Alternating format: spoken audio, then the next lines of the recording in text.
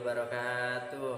Kembali lagi dalam pelajaran IPS, Ilmu Pengetahuan Sosial. Hari ini meskipun dalam keadaan pandemi, kita harus tetap semangat belajar.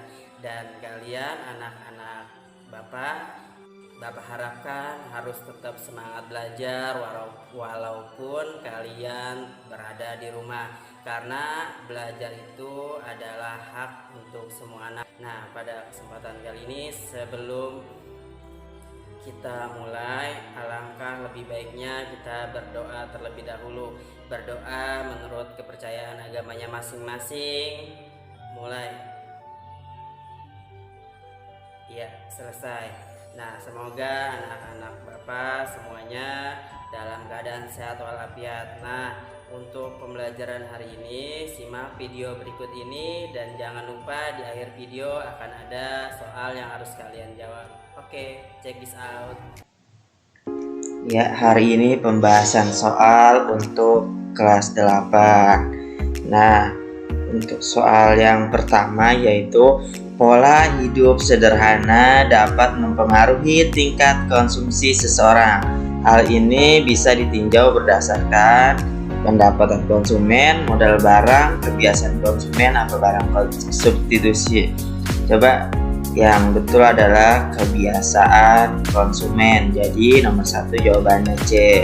Selanjutnya soal nomor 2 yaitu turunnya penawaran akan menyebabkan harga barang A tetap, B turun, C naik, D naik atau turun. Jawabannya adalah naik. Berarti jawabannya nomor 2 yang C. Selanjutnya yaitu soal nomor 3. Ada pendapatan, mode barang, motivasi, harga barang, kebiasaan, status sosial, selera konsumen, adat istiadat.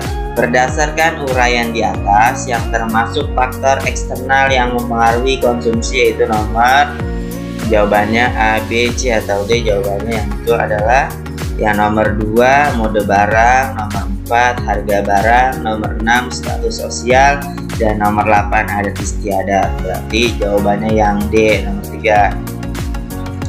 Nomor 4, kecenderungan jumlah barang yang ditawarkan produsen kepada konsumen dipengaruhi oleh besaran pajak. Pengaruh pajak untuk penawarannya itu A, semakin besar pajak semakin banyak jumlah barang yang ditawarkan. B, makin sedikit pajak makin sedikit pula barang yang ditawarkan. C, semakin besar pajak semakin sedikit jumlah barang yang ditawarkan. Yang D, semakin sedikit pajak semakin sedikit pendapatan produsen. Kayaknya jawabannya yang C. Apa betul? Ya, semakin besar pajak semakin sedikit jumlah barang yang ditawarkan. Lanjut nomor 5 yaitu berikut yang bukan termasuk pelaku kegiatan ekonomi adalah.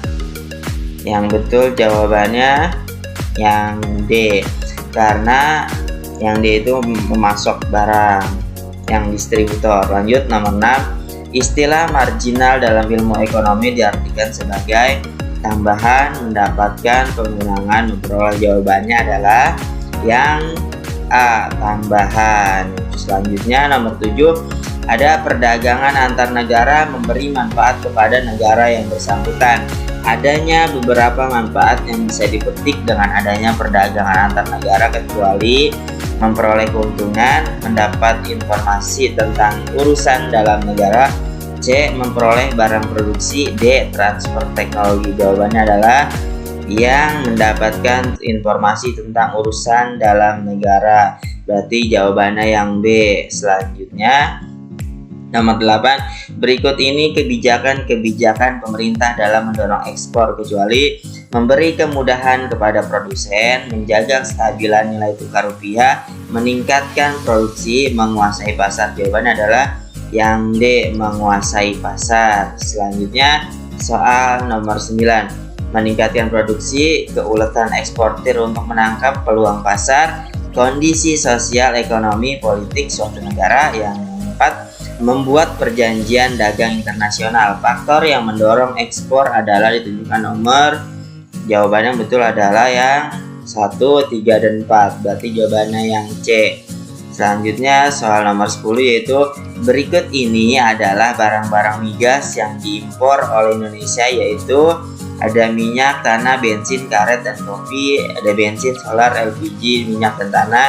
Ada bensin, solar, karet, dan tembakau atau yang D, minyak, tanah, LPG, gas, dan kelapa sawit. Jawabannya adalah yang bensin, solar, LPG, dan minyak tanah. Berarti jawabannya yang B. Selanjutnya nomor 11. Salah satu manfaat dari perdagangan antar pulau yaitu memperluas kesempatan kerja bagi masyarakat, mempersempit ruang gerak penjualan, menekankan biaya produktivitas, membatasi kesempatan kerja. Kalau dilihat dari sini berarti jawabannya kayaknya betul. Ya, jawabannya memperluas kesempatan kerja bagi masyarakat. Itu nomor 11 berarti jawabannya A. Nomor 12. Ekonomi yang dilakukan di wilayah pesisir dan lautan serta di darat dengan menggunakan sumber daya alam dan jasa-jasa lingkungan disebut maritim ekonomi, marine ekonomi, perdagangan darat, atau impor barang laut. Jawabannya adalah yang B, marine laut, marine ekonomi. Selanjutnya nomor 13. Pengembangan pariwisata bahari diyakini dapat mempunyai efek berganda yang dapat menyerap tenaga kerja, meningkatkan pendapatan masyarakat, dan mendatangkan wisatawan yang berasal dari luar negeri, merupakan kondisi ekonomi maritim di Indonesia dalam sektor pelayaran, perikanan, pariwisata bahari, kehutanan. Jawabannya yang betul adalah pariwisata bahari. Berarti 13 jawabannya yang C. Selanjutnya nomor 14. Ekonomi agrikultur merupakan upaya peningkatan perekonomian dengan memperdayakan sektor kanan, pertanian, kehutanan, kelautan. Kalau dari istilah agrikultur kayaknya dari pertanian. Apa betul? Iya, 14 jawabannya yang B, pertanian. Selanjutnya nomor 15. Pelabuhan Belawan adalah salah satu pelabuhan yang disiapkan untuk menyambut ASEAN Connectivity. Letak pelabuhan tersebut berada di Jakarta, Surabaya, Sumatera Utara, atau Kalimantan. Jawabannya yang C, Sumatera Utara. 15 berarti jawabannya yang C. Nomor 16. Berikut adalah beberapa alasan mengapa usaha kecil perlu dikembangkan, kecuali pemerataan dalam distribusi pembangunan, usaha kecil menyerap banyak tenaga kerja, pemerataan dalam distribusi pendapatan, yang D, usaha kecil menghasilkan produk yang kurang berkualitas. Jawabannya yang D, usaha kecil menghasilkan produk yang kurang berkualitas. 17. Wujud kegiatan konsumsi yang dilakukan pemerintah pusat adalah membeli peralatan kantor pemerintah, membangun sarana dan prasarana transportasi, membuka lapangan kerja baru. Yang D, menyalurkan sambilan bahan pokok. Jawabannya adalah yang membeli peralatan kantor pemerintah. Berarti jawabannya yang A. Nomor 18. Rumah tangga konsumen yang menyerahkan faktor produksi berupa kompetensi kewirausahaan kepada pihak produsen akan memperoleh imbalan berupa sewa, bunga, keuntungan, gaji. Jawabannya adalah yang D, gaji. Lanjut nomor 19. Redistribusi pendapatan dilakukan sebagai salah satu bentuk berupa jaminan sosial yang dilakukan negara kepada masyarakat, pembagian pendapatan nasional, pengalokasian pajak pada penduduk miskin, atau pemberian subsidi kepada seluruh masyarakat. Jawabannya adalah yang jaminan sosial yang dilakukan negara kepada masyarakat. Berarti jawabannya yang A. Selanjutnya nomor 20. Berikut ini salah satu faktor yang mendorong terjadinya perdagangan antar negara, yaitu adanya perbedaan sumber daya alam, adanya kesenjangan antar negara, adanya politik luar negeri, terciptanya kooperatif antara negara. Kayaknya jawabannya yang A. Apa betul? Ya, jawabannya yang A20. Adanya perbedaan sumber daya alam. Selanjutnya 21. Kegiatan ekonomi yang dilakukan RTK adalah, RTK itu rumah tangga konsumen ya, memperoleh barang dan jasa, melakukan pembelian barang, menyediakan faktor produksi, menggunakan sarana produksi. Jawabannya adalah yang menyediakan faktor produksi. Berarti jawabannya yang C, nomor 21. Selanjutnya nomor 22. Strategi suatu negara mengatur kehidupan ekonominya dalam rangka mencapai kemakmuran disebut dengan istilah sistem ekonomi, agen ekonomi, lembaga ekonomi, atau develop ekonomi. Jawabannya adalah yang sistem ekonomi. Berarti dua-dua yang A. Selanjutnya nomor 23. Upaya menghasilkan barang dengan kualitas baik dibutuhkan tenaga kerja handal demi meningkatkan daya saing ekspor. Hal ini merupakan manfaat perdagangan internasional, yaitu meningkatkan kualitas dan kuantitas konsumsi, mempersempit ketimpangan distribusi pendapatan, meningkatkan kelompok bukan angkatan kerja, atau yang D, meningkatkan kesempatan kerja. Jawabannya adalah yang meningkatkan kesempatan kerja, berarti jawabannya yang D. Selanjutnya nomor 24, yaitu negara X memutuskan membeli produk otomotif dari negara Y karena membutuhkan biaya lebih besar bila harus memproduksi barang otomotif sendiri. Hal tersebut mengindikasikan adanya faktor pendorong perdagangan internasional, yaitu perbedaan teknologi, perbedaan sumber daya manusia, perbedaan sumber daya alam, atau yang D, perbedaan selera. Jawabannya adalah yang E, efisiensi. Jadi nomor 24 itu betul semua karena jawabannya nggak ada di ABC. Lanjut nomor 25, berikut ini suatu kegiatan yang menyebabkan devisa suatu negara bertambah. A, memberikan pinjaman luar negeri. B, mengekspor barang ke luar negeri. C, pemerintah menjual valuta asing demi menstabilkan kurs. D, menjual barang dalam negeri. Jawabannya adalah yang mengekspor barang ke luar negeri, berarti jawabannya yang B. Selanjutnya yaitu nomor 26.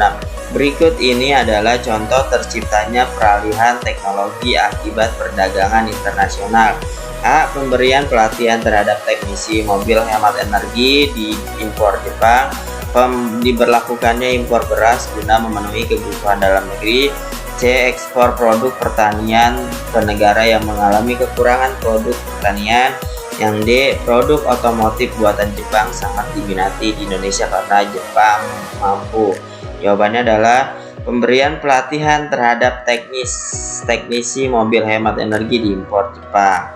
Berarti jawabannya yang A, 26. Lanjut nomor 27, ada subsidi, ada dumping, ada larangan impor, kuota, diskriminasi harga, biaya masuk impor. Dari data di atas merupakan kebijakan di bidang impor, ditunjukkan nomor. Jawabannya adalah 3, 4, dan 6. Berarti jawabannya yang C. Selanjutnya nomor 28, kebijakan pemerintah untuk menurunkan nilai mata uang dalam negeri terhadap mata uang asing disebut inflasi, deflasi, devaluasi, atau revaluasi. Jawabannya adalah devaluasi. Berarti jawabannya yang C, nomor 28. 29, sebab terjadinya perdagangan internasional adalah sebagai berikut, kecuali perbedaan suku, perbedaan sumber daya alam, perbedaan kebudayaan, perbedaan teknologi. Antara yang B sama yang D. Jawabannya yang betul yang A, perbedaan suku, karena kecuali. Nomor 30, kepercayaan negara dalam bentuk valuta asing yang berguna sebagai alat pembayaran disebut mutasi, devisa, kurs, atau D, kuota. Jawabannya yang D, yang B, devisa. 30 jawaban yang B. Lanjut soal isian singkat. Kegiatan utama ekonomi rumah tangga produsen adalah memproduksi barang dan jasa. Selanjutnya nomor 2, pihak yang bertugas untuk mengatur, mengendalikan, serta mengadakan kontrol terhadap jalannya roda perekonomian disebut rumah tangga pemerintah atau RTP. Lanjut, ada upaya peningkatan perekonomian dengan pemberdayaan sektor pertanian disebut yang ekonomi agrikultur, karena di bidang pertanian, agrikultur itu pertanian. Kegiatan tukar menukar barang atau jasa berdasarkan kesepakatan bersama tanpa ada unsur pemaksaan disebut perniagaan. Lanjut nomor 5, besar kecilnya permintaan dan penawaran dari berbagai negara dapat mempengaruhi harga pasar dunia. Selanjutnya nomor 6, agar roda perekonomian baik, maka pemerintah mengeluarkan kebijakan ekonomi, diantaranya kebijakan moneter. Selanjutnya nomor 7, kegiatan ekonomi yang bersifat kecil dan tidak memiliki izin resmi dari pemerintah disebut sektor informal. Contoh. Lanjut nomor 8, badan usaha yang paling sesuai dengan asas kekeluargaan dan kegotong-royongan adalah koperasi. Selanjutnya, apabila barang impor lebih besar daripada ekspor, maka akan terjadi defisit. Berarti nomor 9 jawabannya defisit. Nomor 10, peran konsumen dalam perekonomian yaitu mengkonsumsi barang dan jasa. Nah, itu saja, sekian dan terima kasih. Jangan lupa soal dan langsung jawaban ditulis untuk kalian belajar nanti persiapan PTS genap. Oke, cukup sekian. Wassalamualaikum warahmatullahi wabarakatuh.